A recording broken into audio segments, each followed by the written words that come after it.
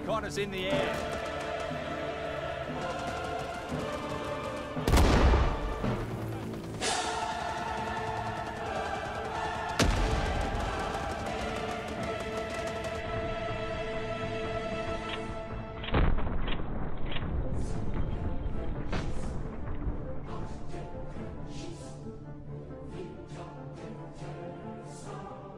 Alright, so in Rising Storm 2 Vietnam, some maps are good, some are bad. Some are overplayed to the point where they become bad. But this is why we're going to be getting maps and putting them on a tier list, which isn't overdone on this channel at all. Totally not overdone, but bear with me. We will be starting off with some of the more popular maps and working our way down from there. Mostly because I can't get gameplay.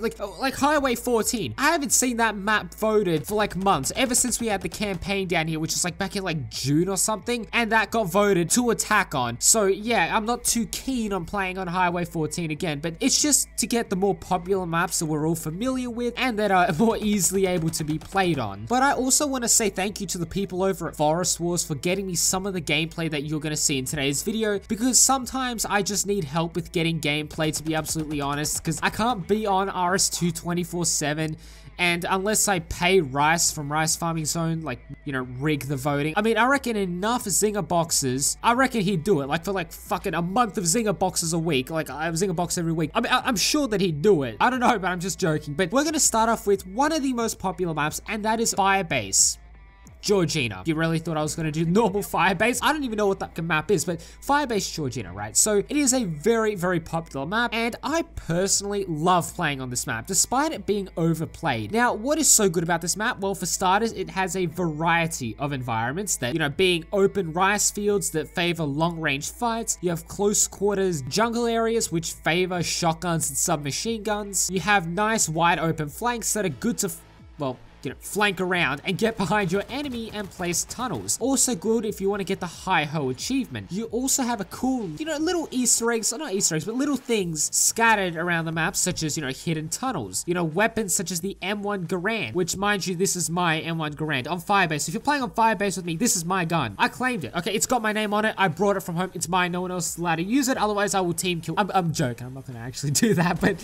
you know, you also have a treehouse, and there's also sandbags on the last point, which are destructible. Now, I've seen teams either get steamrolled on the first point, or they've had such a good defense that the VC tickets are drained and there simply isn't enough time to capture all the points. Now, I find that people get so occupied with trying to run along the flanks that they forget that they have to actually get on the point to capture it. It's like people get tunnel vision. Because sure, you might have the flanks locked down if you're attacking, but you know, you're just going to be sitting, the defenders are just going to be sitting on the points. Like, they could just get dug in. Sure, some points are harder to defend than others, but some they could just get dug in and, you know, sure, you have the flanks, but you're not capturing the point. And that's the whole point of Rising Storm 2 Vietnam's territories and supremacy, is to capture the points. I also find that this happens especially on the D side, which, you know, I've seen it happen so much. You know, the commander tries to get in there and ambush deploy, and people just scatter out to the sides because, I don't know, like, I've seen that happen a fair few number of times. But one thing that I hate, honestly, I hate about this map, and it's, you know, it's not just this map, it's a lot of maps, but this map specifically is that it's more of an RS2 problem, and I hope that 83 fixes this. Hopefully this gets rectified, but it's if you set your foliage,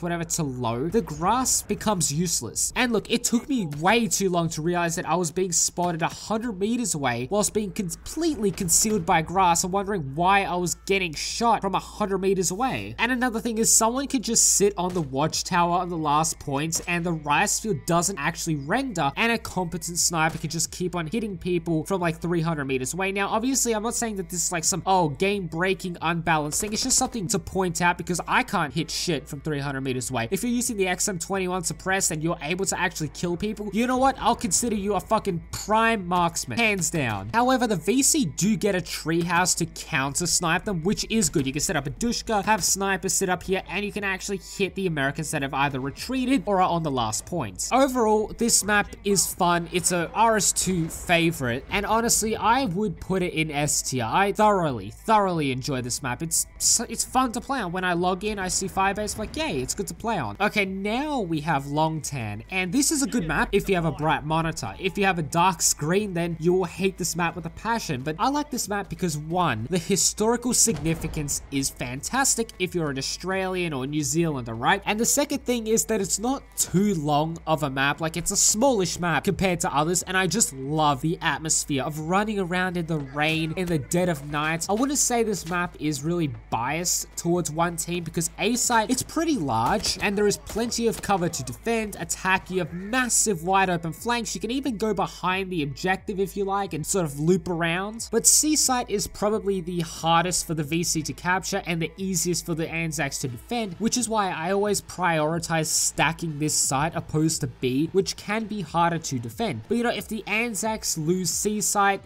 too quickly that is, and then B site can easily be captured, and then depending on how much time left, you know, it's more or less game over for the Australians. There's no way they can get 200 to 300 kills with like 20 minutes left on the clock. It's very unlikely that they won't get steamrolled. But I mean, hey, I have seen games where we have been able to actually hold off the VC on D side for a fair amount of time for us to win. So it's not impossible, but usually if C and B side get capped too quickly, it's game over. Also, with this being a night map, you want to be careful of which guns you want to choose and when to fire, because the amount of times I've been able to spot enemies in a tree line because of their muzzle flash is a lot, which is why if you're using a sniper, the M1D is a good choice, and this will be the one and only time where I recommend you use the XM21 suppress. And you also can use the M16, which has a flash suppressor, but the L1A1, it just is better than the M16 in my opinion. But you know, some people like the M16, not hating on that, but the L1A1 is one of the main reasons why I love to play as the Australians. Also, if you're VC, you want to put your tunnels in this middle section here, so you know, you could also alternate between B and C side quite easily instead of just having it on one flank and being able to only attack one point. This here, you're more accessible to say the least. But you know, all in all, one of my favorite maps in the game. It is a fantastic map in my opinion. However, some people do suffer because the monitor simply isn't bright enough. You know, I mean, I can understand the frustration, believe me. And you know, this is why I'm gonna put it in A tier. Okay,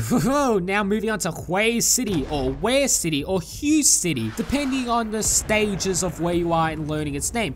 Hue City if you're new and not Vietnamese, Hue City if you heard how to pronounce it properly for the first time, and Ware City where your Vietnamese friend will say it's actually pronounced Ware City. Just thought I'd put it out there. And you know, I'm gonna be 100% honest with you guys. I'm gonna be blunt, honest, and upfront. I am not a fan of this map. Well, you know, I wasn't until, for some reason, until everyone at one point on the farming zone started voting for Saigon and Black April, and then I realized, you know, this map isn't actually that bad. I actually enjoy Hue City compared to those maps. But you know, this is a fantastic map for close quarter fights, but I personally think that this map doesn't become good until the first couple of points, especially A and B site. You know, C site isn't too ridiculous. It just becomes a bit of a grenade fest in my opinion, but I hate B site. I genuinely hate that fucking point with a passion. And because of that point, it's the reason why I never go as Americans on this map, because at least A, you know, it's easier to defend, or not defend, to attack, but with B, it's so, I hate it, because you know, you're not going to have teammates who consistently throw smokes, or it's just going to be a cluster, and I hate playing as Americans on this map because of that reason. Another cool little thing is you have these cool little spots where you can put tunnels that are really in good spots, like here and here, and I also don't like the fucking smoke or the misty effect to it. I don't like it, and also people have complained about having performance issues on this map, which is fair enough. Even on my computer, sometimes it'll go drastically down in frames, but you know, beyond C point, this is it's a good map. I genuinely like playing on Hue City because of it. You know, it's fun running around these like little ruins and you know, it's just like ducking in and out of places, and it's good. It's a good experience in my opinion. However, unfortunately, I'm going to have to put this in B tier because every time I play on this map, I don't have a good experience. Some people might love playing on this map, and that's okay. That's good. That's genuinely good, but I loathe playing on this map. But, okay, and compared to other maps in this game, it's better. Like, genuinely much better. Like, you look at maps like Quang Tri, Highway 14, Asao, I'm looking at this tier list that someone made. They're putting Dong Ha in D tier. What?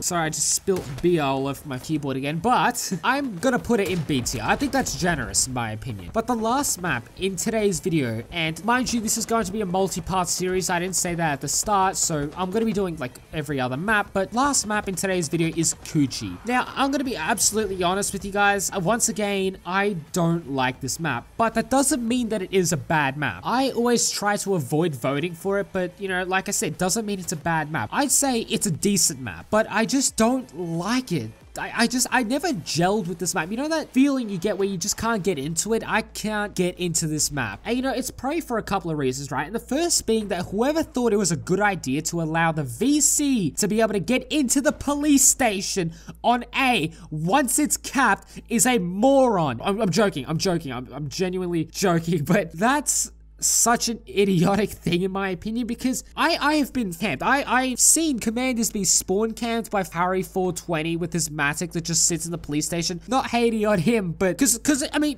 you can't hate on him for it because it's not out of the combat zone. If he was running out of the combat zone and camping the commander's radio, then yeah, you can get mad at him, but he isn't out of the combat zone, so he's technically not really doing anything wrong when you think about it. It's like spawn camping a squad tunnel. It's not technically spawn camping according to some server rules because they could just spawn elsewhere. But you know, on Coochie, you can't really use a radio elsewhere. I'm pretty sure it's only in the police station. And if you don't have someone who is a radio man, then you're screwed. Like, that's it. You can't do anything. But you know, A site as a whole, I like how it's large. I'm glad that they didn't make the police station itself the objective, because that would have been problematic in my opinion, trying to capture this point. It would have given me like vibes from B site from Hue City. It's not easy to cap, but it's not impossible, if you know what I mean. I do like, however, how it expands into the rice fields and this field, and then, you know, a last stand in the barn, and like napalm can like penetrate the roof. I've seen that happen plenty of times. All in all, this is a good map. It is a good map. I just don't like it, but just because I don't like something doesn't mean it's bad, hence why I'm going to put it in A tier. I'm going to put it alongside Long Tan. But if I had a choice between Long Tan and Coochie, Long Tan would win every single... it's not going to be one of those like 9 out of 10 dentist recommended scenarios. No, it's going to be 10 out of 10 dentist, 10 out of 10 tan who's whatever recommends Long Tan over Coochie. However, that is going to be for today's video. I hope you guys did enjoy. Now, I understand that some people might disagree with what I said. If you did disagree with what I say, let me know in the comments. I want to hear. I want to fucking start a debate going. I want to know what you guys would do if you had to do a Rising Storm 2 Vietnam tier list. But anyways, I'm going to end today's video there. I hope you guys did enjoy, because if you did, please do consider leaving a like, subscribe, and sharing the video with your friends. Anyways,